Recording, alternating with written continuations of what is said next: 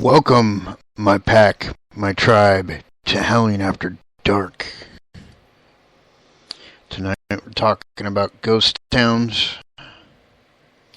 Probably one of my more favorite subjects, actually. Because, the cool thing about ghost towns is that, like, if you're fortunate enough to live in an area of the country that actually preserves them, it's kind of like walking back in time when you walk into those places, because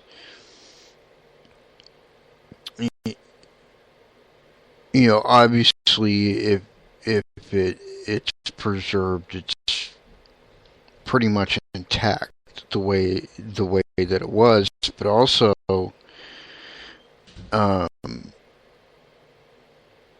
there's a feeling about it, like history is alive there. And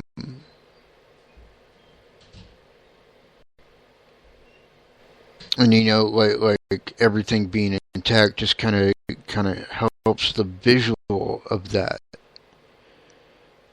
because you have something that you can see. And so I've always had a very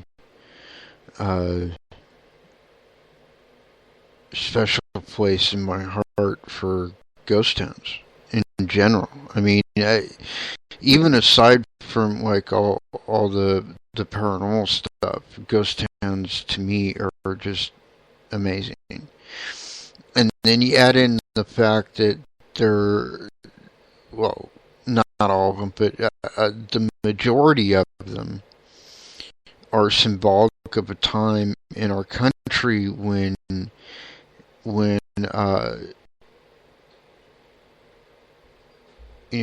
everything was kind of up in the air, and and of course I'm talking about 1800s Old West, but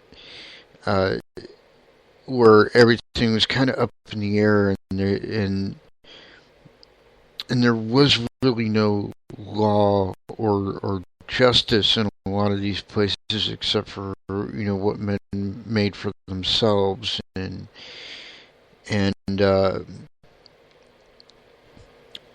there's kind of like that whole lifestyle. It's very appealing, that settler pioneer kind of lifestyle to to me anyways, because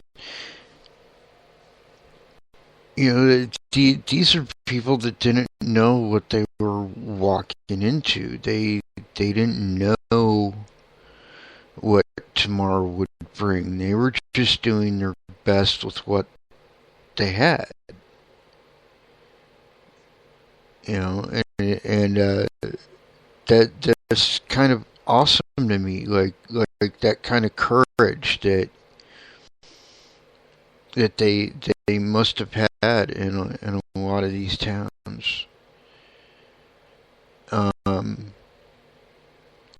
And there are a lot more ghost towns, by the way, than probably most people realize.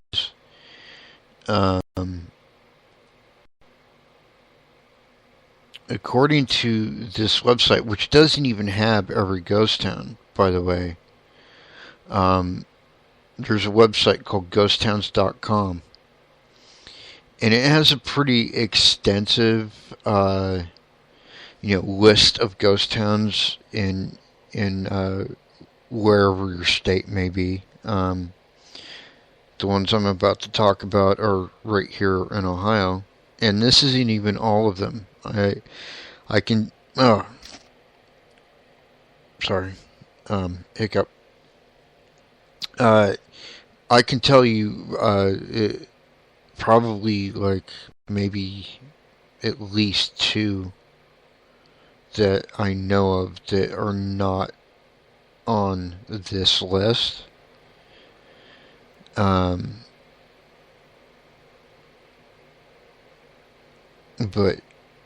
right here in northwestern Ohio, which is, Akron, Cleveland,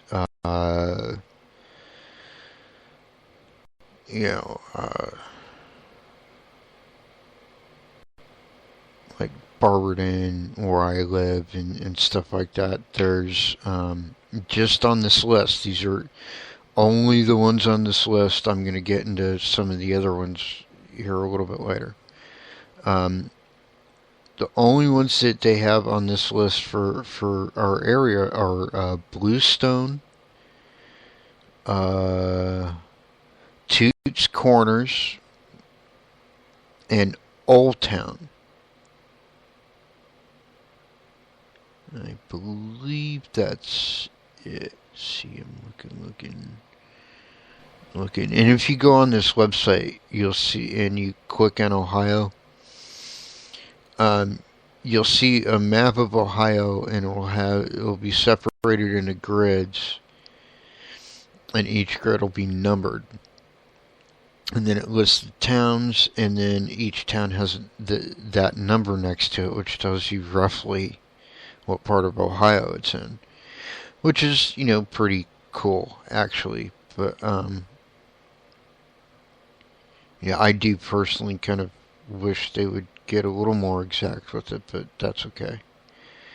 And then you can click on the name of the town, like I just clicked on Bluestone, and it brings up like a little bio, some of which are more detailed than others because the person that, whoever they may be, that did this website will actually go to these places and visit them.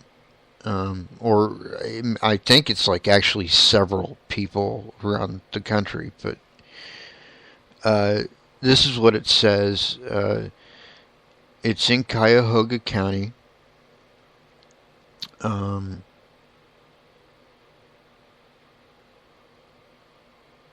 Located between Bluestone Road and Belvoir, Belvoir, I think is how it's pronounced.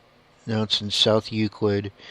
Behind the South Euclid City Service Center, a vacant patch of land with trees, open on one end to the school playing field of Belvoir School. It says all that remains are mounds of brick and debris. Bluestone was a quarry site for Ohio bluestone. The gray sandstone used in sidewalks and building blocks. Established in the 1850s, it became a rip-roaring town, much like the old western towns, complete with dance halls, a red light district, and many shootings. Quarry Park now rests over much of the town area, and parts of the quarry are seen from Belvoir Road in the form of large rocks that were never quarried. Sidewalks in the area are still in use with the bluestone. So there's bluestone for you. And then I think like the Toots Corners description, yeah, it actually shows you a picture, or actually pictures, but I'm just gonna I'm gonna post just one of them because this picture is kind of like typical of these ghost town sites in Ohio, because as you can see in this picture, for those of you that are in chat, like not much like is left standing. Typically in Ohio, because Ohio doesn't, I don't know if it's like a legal thing, like if it's the laws that don't protect these towns, or if it's a matter of resources or what have you, but this is typical of ghost towns in Ohio, and actually this one looks a lot better than some I've seen of remains for ghost town. And all it is it's like the a bearing wall to like a cellar hold, and that's like I said, pretty typical. That's pretty much all that remains. There aren't uh, very many, if any, uh, ghost towns in Ohio that are intact. Now, having said that, there are some places where there are like a single building or two or maybe even three that are intact, but not an entire town.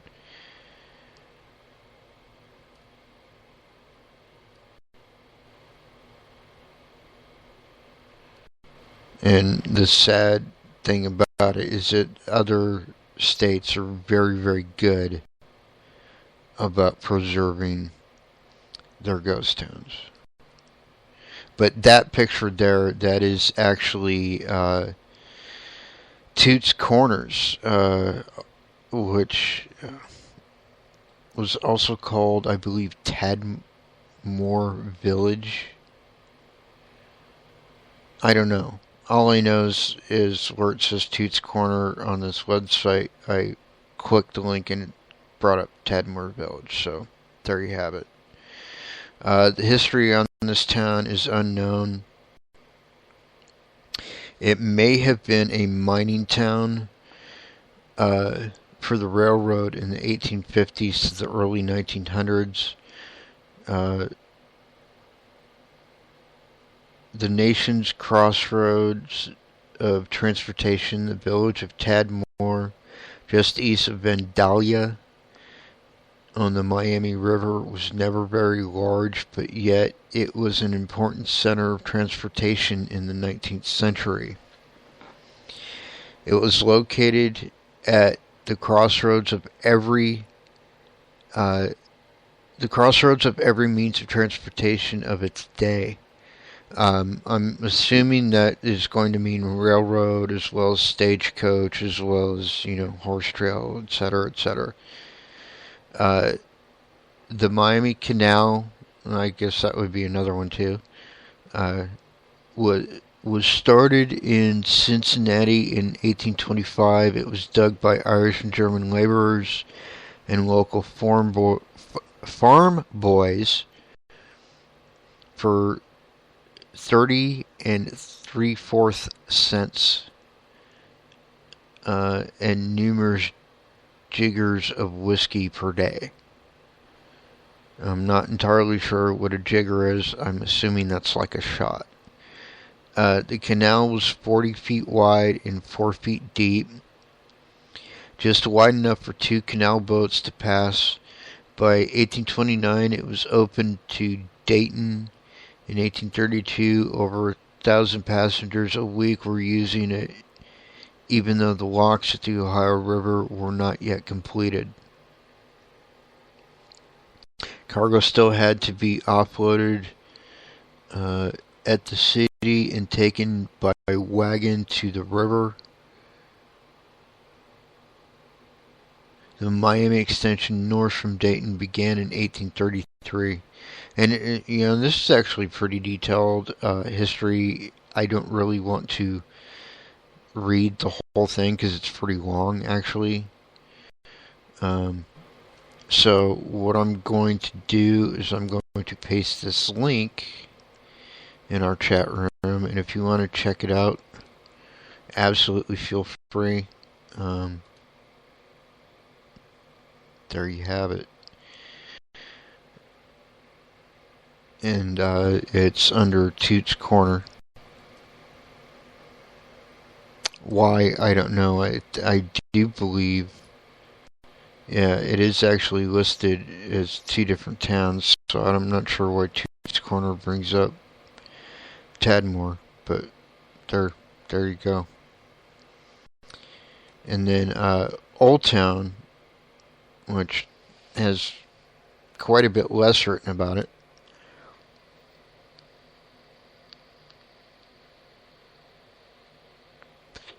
At least on this site.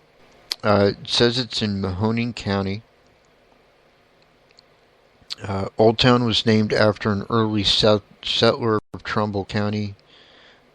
And then it says in quotations or parentheses, whatever you want to call it, Mahoning County had not yet been formed at the time of the town's founding. So it was Trumbull County at the time. Michael Ohl in the 1830s. Coal was later discovered on Ohl's farmland, and the valley's first coal mine was opened in nearby Mineral Ridge. Most of Old Town was flooded in the 1920s to form the Meander Creek Reservoir, which provides water for the city of Youngstown. And then in comments it says a few residents live near the old town site, which is mostly underwater. So it's not even like a place you can really like investigate or visit because it's underwater. Kind of like what's that one? Hell's Bar Dam and Marina in, I think it's Tennessee. Or maybe Kentucky, I forget which. Kind of very similar story, because like most, in fact, I think all of that town is underwater as well. But like I said earlier, there are some that are not on this list that I can name off, like Rogues Hollow is a good example. Rogues Hollow in its heyday was kind of like the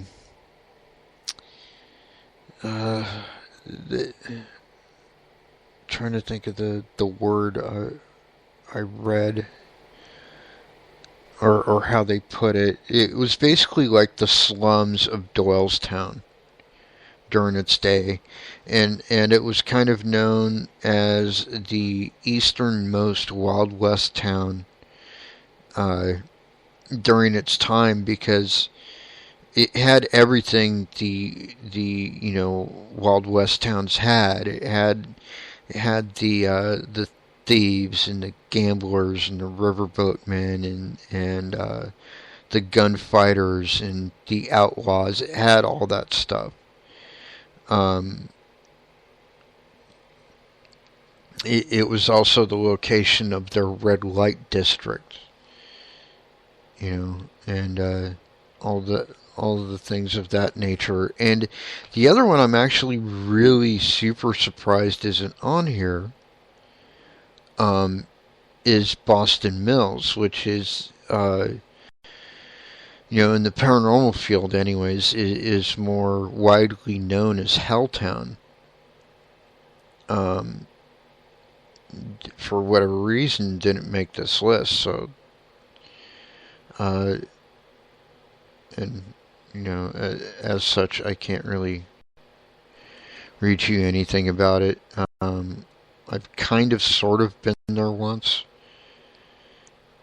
Or no, it might be twice. One time was for an interview for a documentary, and I was with Becca and another team member that time, and I think there was another time, and I don't remember what we were doing. I don't think we were staying any length of time there. I think we were actually there for a completely different purpose. And then I think we were like picking somebody up, if I remember right. I don't know. I was really freaking tired when all that went down. Or no, we were dropping somebody off. That's right. It was after an investigation.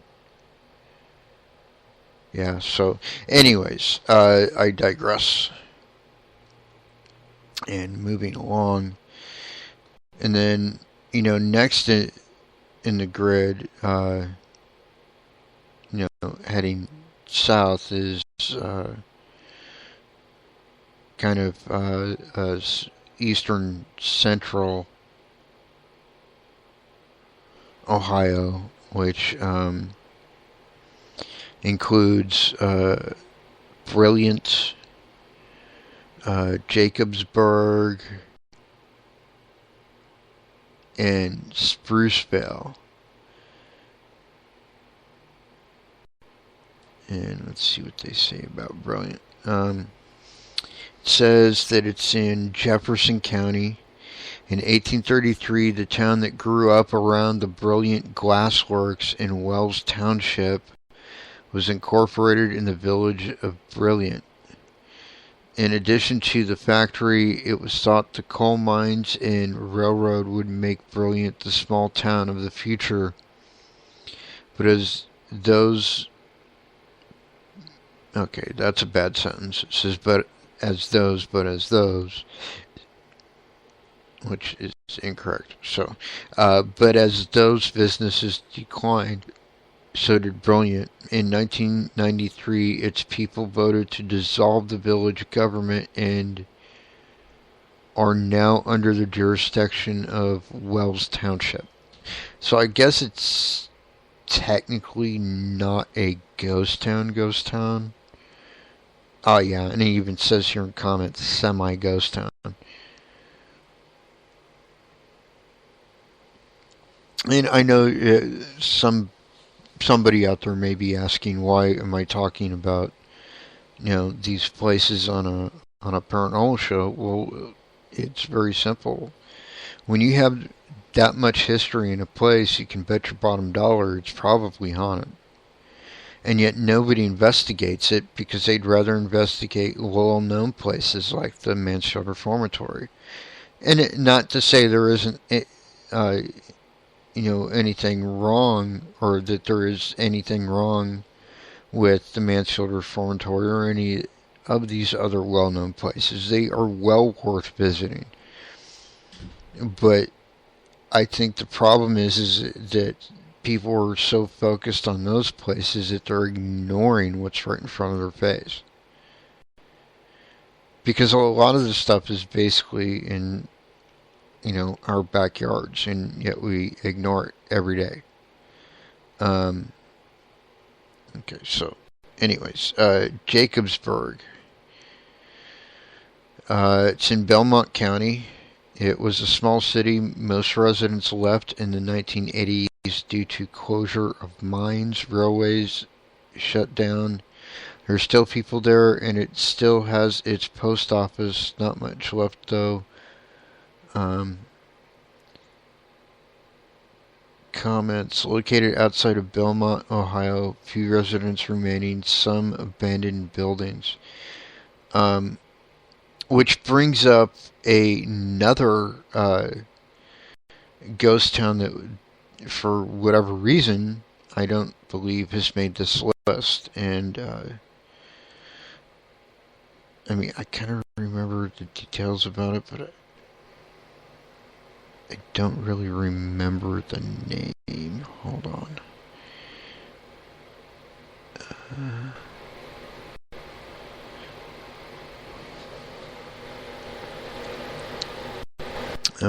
Let's see.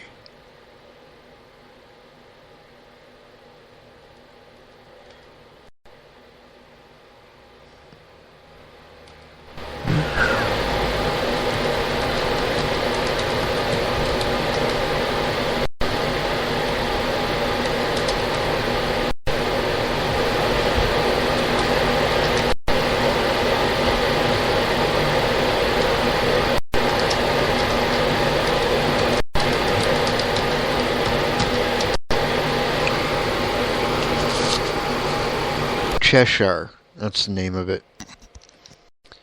And I'm now going to different information source.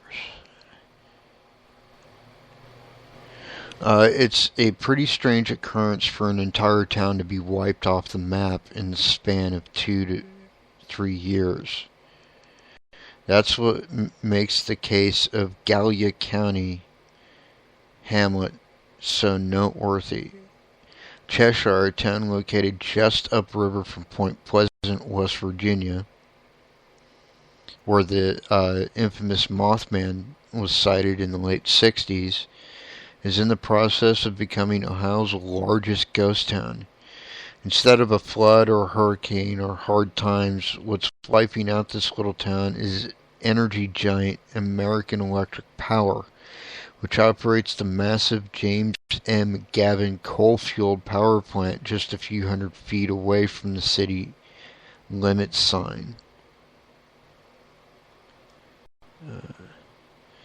In order to understand the whole story, you have to go back a few years and take a look at the long legal struggle the citizens of Cheshire engaged in with AEP, a landmark case in environmental law which made national headlines with its unusual outcome.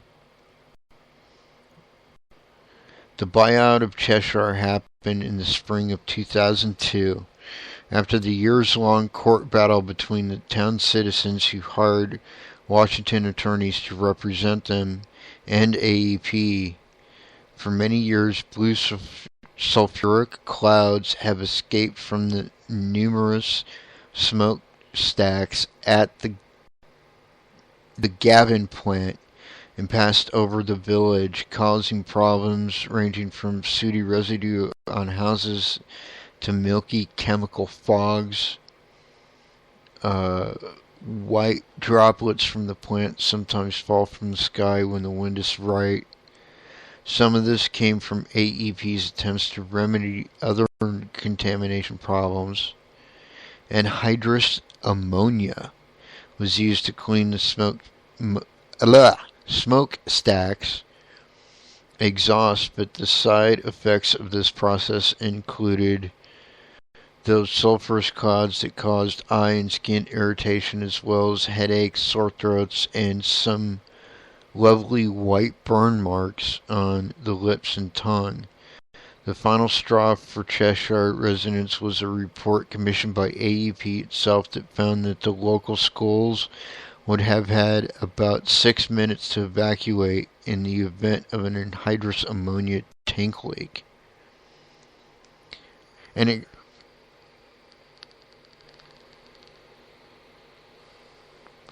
it goes on and on to talk about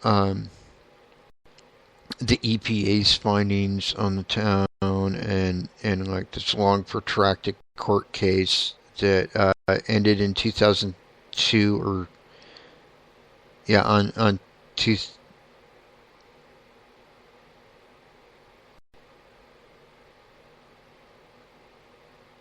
Let's see. Was it 2002? It was 2002 or 2002 was when the court case kind of took a weird turn. Rather than attacking the plant, what the judge basically stipulated was that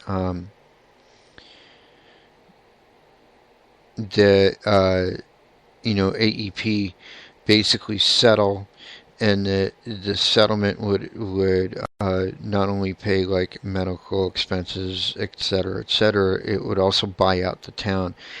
In effect, buying the whole town, therefore forcing all of its inhabitants to move elsewhere, and therefore removing the problem that way, which I guess in a certain standpoint is actually kind of brilliant. But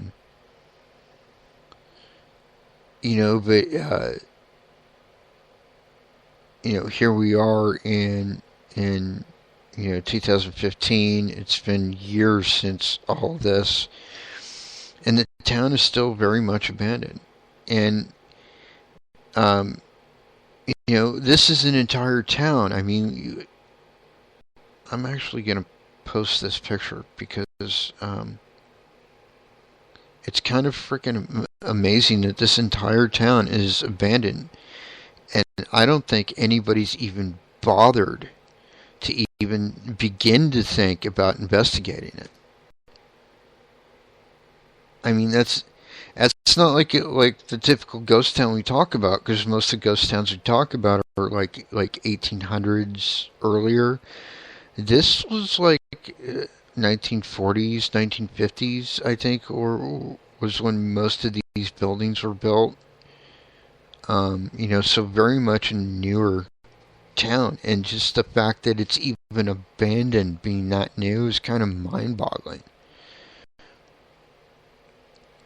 Because you say ghost town, most people kind of take it for granted that you're talking about, something far, far older.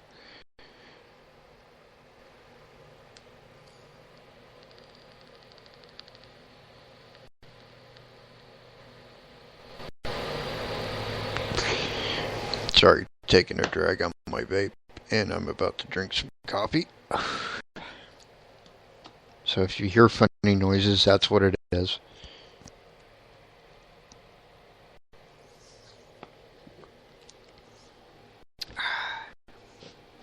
I try not to do that stuff too much on, microphone, but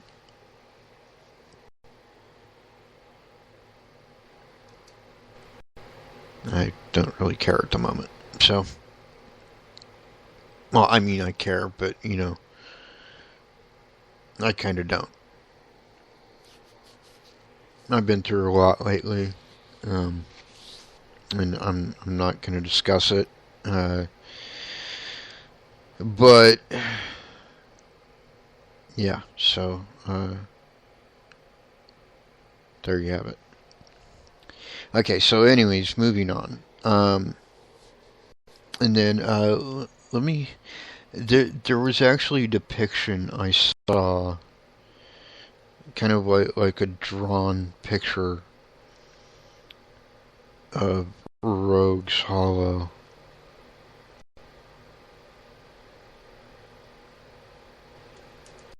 I'm totally spelling that wrong. Rogues.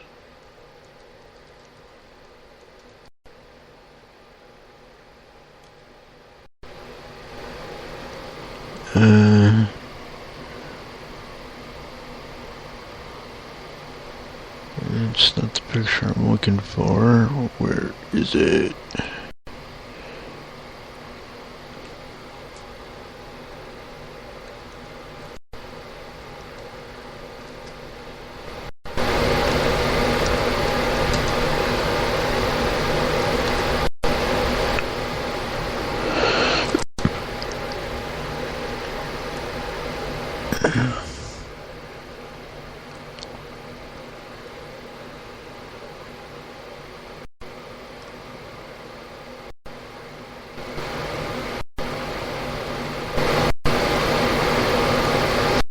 Hold on one moment, folks. I'm trying to find it.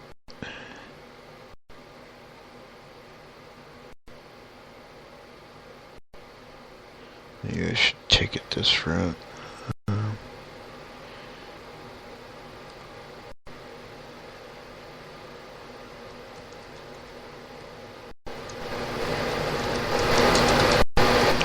Depiction of Rogues Hall, circa 1800s. I know I saw this drawing. It was kind of amazing.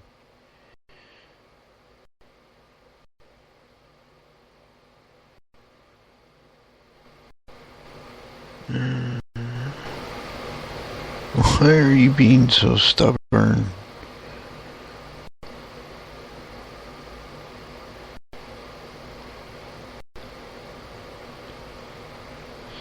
I will never understand why Google or any other program for that matter can't just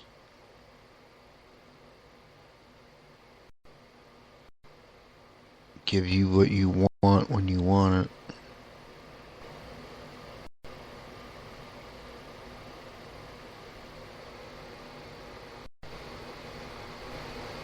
Is this it? This might be it.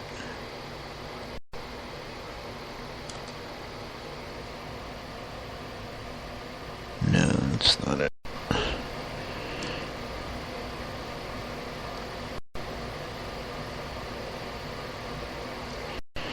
Might actually have to go to the website.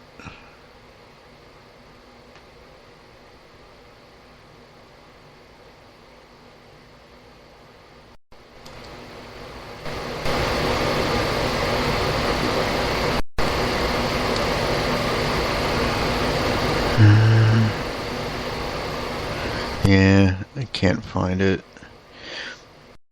But somebody did write a book about Rogues Hollow, and it is available. That depiction, I believe, might even be on the cover of the book. I don't really remember, but there you have it.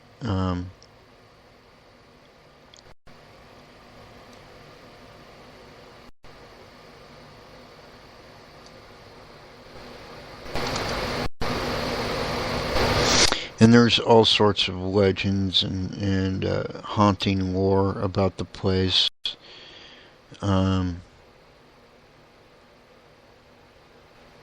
There is also a Crybaby Bridge near Rogues Hollow. I don't believe it's the actual Crybaby Bridge, but it's like Lover's Lane.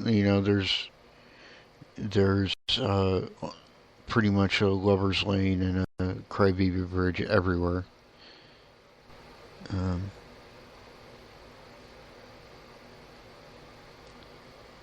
Let's see.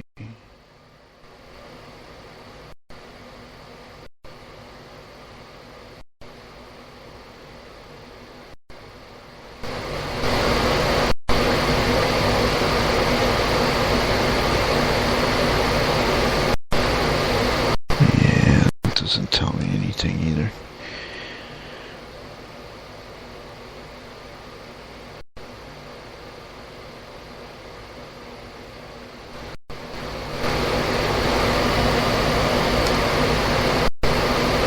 Also known as Ohio's Sleepy Hollow, this now ghost town is haunted by everything from huge snakes to a ghostly miner to the devil. One in particular is a tree at the bottom of a steep hill known as the Devil's Dead Tree. One story states that in the 1800s, a horse and carriage was going down the hill when it lost control. The horse hit the tree so hard that it decapitated the horse. The ghost of a headless horse is now seen in the area. Also around 1890, a gentleman decided to check out the legends of Rogues Hollow. As he came upon the tree, his horse suddenly stopped. As he looked to the sky in disgust, he saw red glowing eyes in the tree above him and what appeared to be the devil himself. The horse began to go again, and as the gentleman looked back, he saw the creature crawl back into the tree. Today, cars are known to stall near the tree and will only restart after they pass the tree. The only thing remaining of the actual town is an old half-broken down barn, but Rogue Hollow's many legends still live on. See, that's actually true. That part about what remains, and I don't even think the barn is there anymore. But it might be. I'm not entirely sure if there. Well, there is a building there that houses the history museum for the location. I don't know if that's the barn they're referring to. Not entirely sure. So, feel free to go check it out yourself. Alright,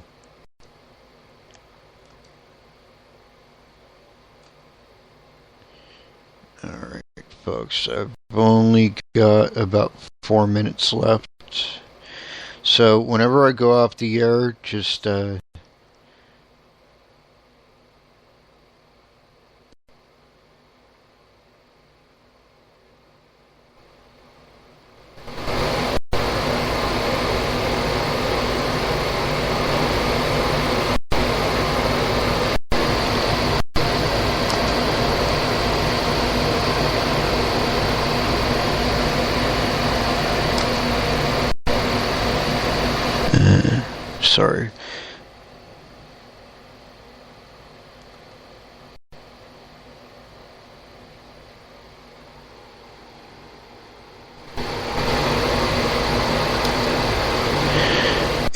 anyways,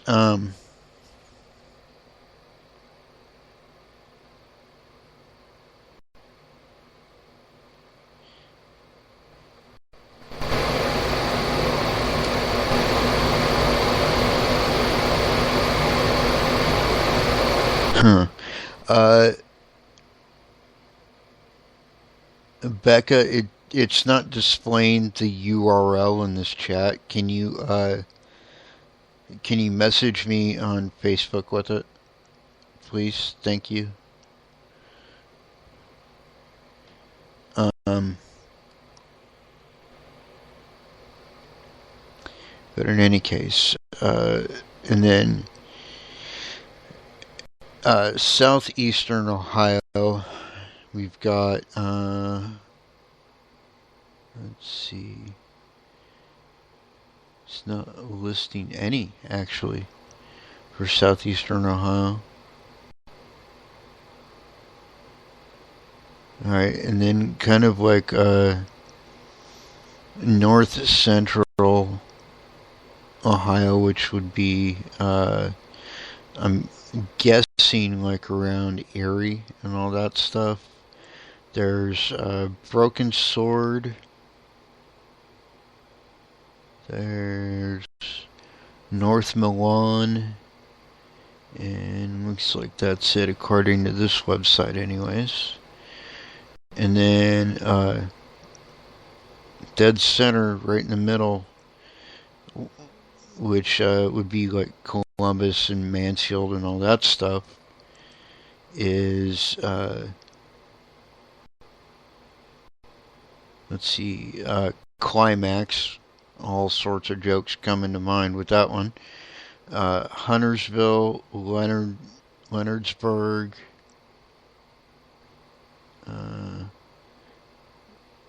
Melco, Renderville, and a place called Wonderland.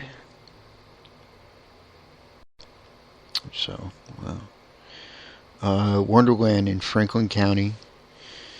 In the 1920s, it was a vacation getaway for the middle class, nestled in a bend of the Big Walnut Creek, but it changed within years, and finally its proximity to the airport spelled its doom. It says that the only building left standing and still in use is the White Community Church on Friendship Drive. So that's Wonderland. And then we've got Renderville.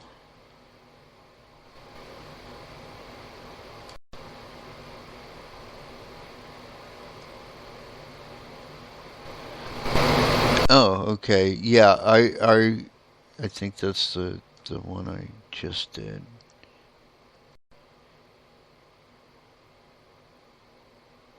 What the heck? Alright, hold on one sec.